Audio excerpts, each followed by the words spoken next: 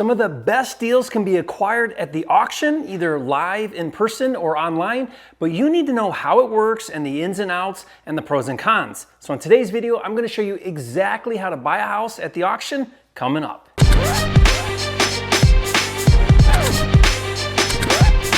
This video is brought to you by FlipSter, the nation's #1 real estate software, with tools for finding, funding, and flipping houses. Check it out now at getflipster.com.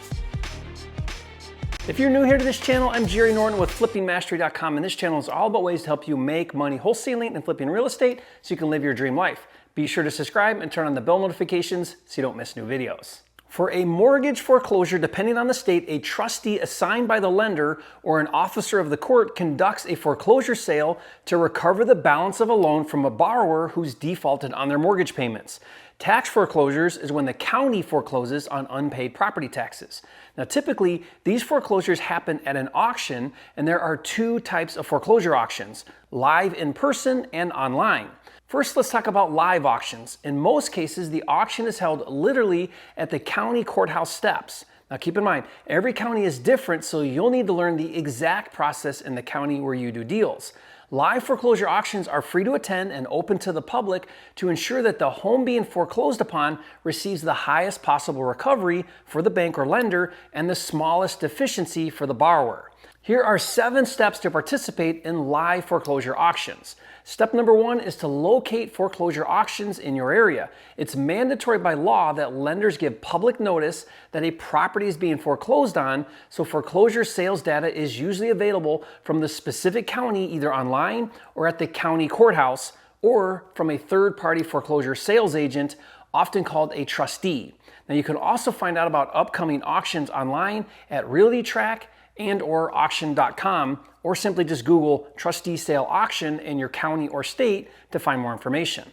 Some counties publish the list of homes going to auction the day before, so you don't have much time to prepare, and some issue the list a few weeks in advance. Step number 2 is to do your research. Once you have a list of properties going to auction, be sure to research all of the required due diligence when buying at auction. Also research each property you're interested in bidding on to determine your max offer price. Keep in mind, you cannot access the property, and the owners may even still be living in the property. This makes it challenging to estimate the cost of repairs. Which brings us to step number 3, which is to drive by the property.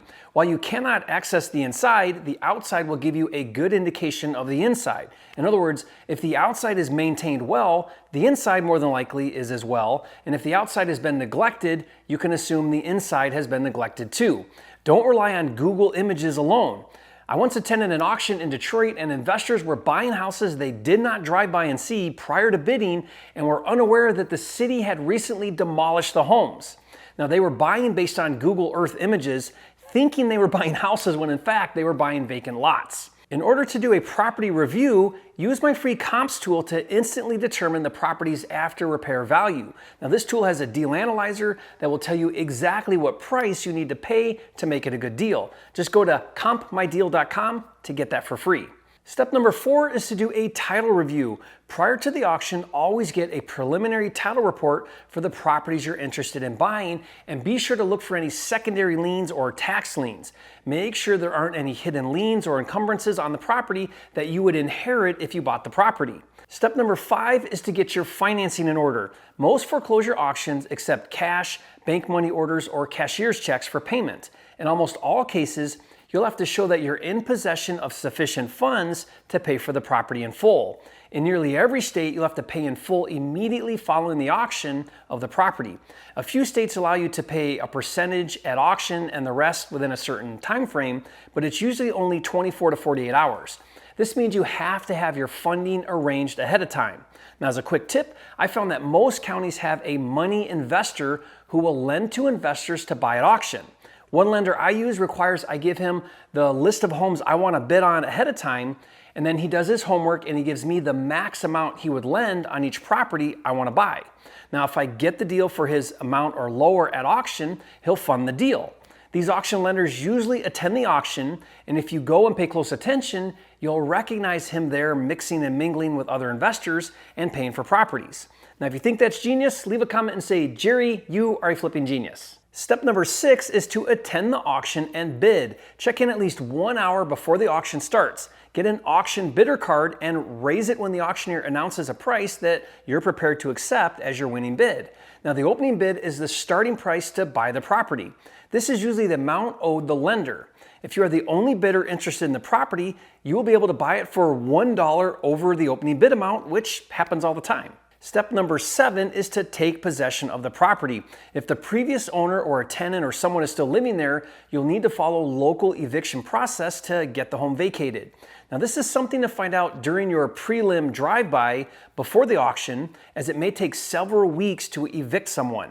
When you buy a house at auction, you aren't given a key, so once it's vacant, the first thing you want to do is rekey the property, then go inside and see what the heck you just bought. The deed to the property is usually mailed to you within a week or so, again, depending on the county. Now, one thing to keep in mind is some states have redemption, which is a period of time after the foreclosure where a homeowner can still redeem the property. For example, in Michigan, there is a 6-month redemption, and if the property is over an acre, it's a 1-year redemption. That means if you win the auction, you can't take possession of the property until after the redemption. If the homeowner redeems at the 11th hour, they have to pay you off the amount you bought it for, plus the allotted interest and specific costs you incurred, such as property taxes, etc. So do a Google search to find out if your county has redemption rights. And buying properties using online auctions such as auction.com is very much the same process, minus the live part at the courthouse, but I do have a few tips for buying properties at online auction sites. First is to make sure you read carefully all of the rules and requirements to participate. Make sure you understand what fees you have to pay, such as closing or transfer fees or auction fees. Find out the deposit requirements and what, if any, contingencies you have, such as financing or inspection contingencies. Find out when you have to pay and when and how the closing happens. Don't assume one auction site is the same as another. Tip number 2 is if you're bidding on a HUD home is to make sure you understand when it's open for investors to bid. HUD gives homeowners only the first chance to bid, usually for like the first 10 days. Now, I actually did a detailed video where I explained how to buy HUD homes. Be sure to watch that video. I'll put the link in the description below for you to watch later.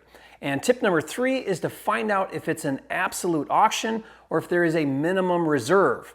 Absolute means the highest bidder gets the property no matter what the price is, but some auctions do a bait and switch and start the opening bid at a lower amount, let's say for $50,000, but in order for the property to sell, it has to reach the minimum reserve amount of, let's say, $75,000. That means if the highest bid is $60,000, it didn't meet the reserve and therefore is not awarded to the bidder.